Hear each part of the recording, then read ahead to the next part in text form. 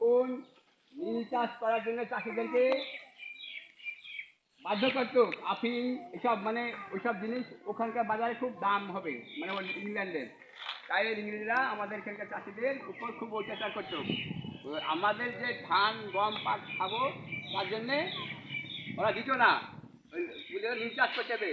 হ্যাঁ, যদি না করতো তাদেরকে লিজে গাছে বাঁধিয়ে মারতো সেই চাষিদেরকে। হ্যাঁ, সেই অত্যাচার সহ্য করতে না করিয়া সবাই এই ভারতবর্ষের অনেকেই, যেমন বিনয় বাদল দীনেশ, নেতাজি সুভাষচন্দ্র, হ্যাঁ, প্রীতি ওয়াদ্দেদার, ঝাঁসি রানী লক্ষ্মীবাই, এরা আমাদের দেশের জন্যে প্রাণ দিয়েছে।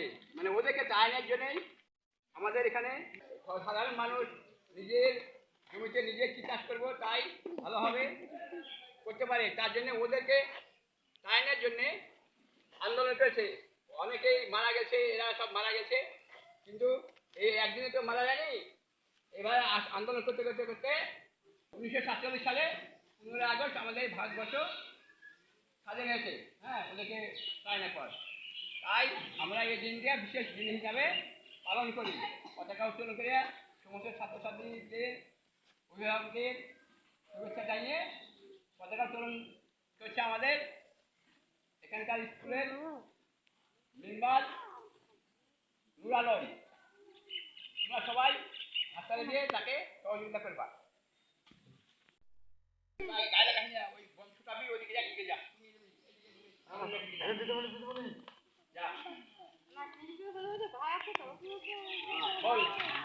এই গায়ে ঘরের দিকে যা, ফাঁকা জায়গা দিস না, ঘরের জায়গা আগুনে দেবে।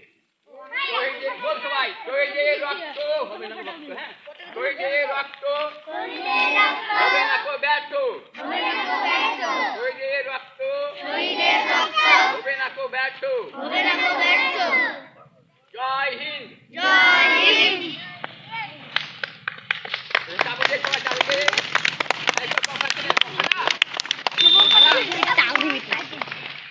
ওখানে ওখানে চল যাবে। ধরলো না, তাই বলে আমার দেখ পরে পরে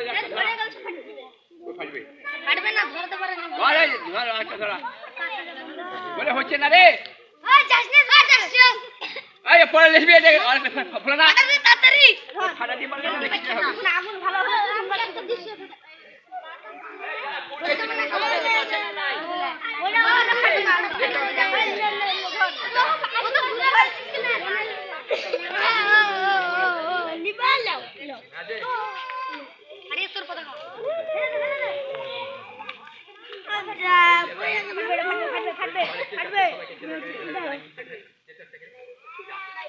ঠিক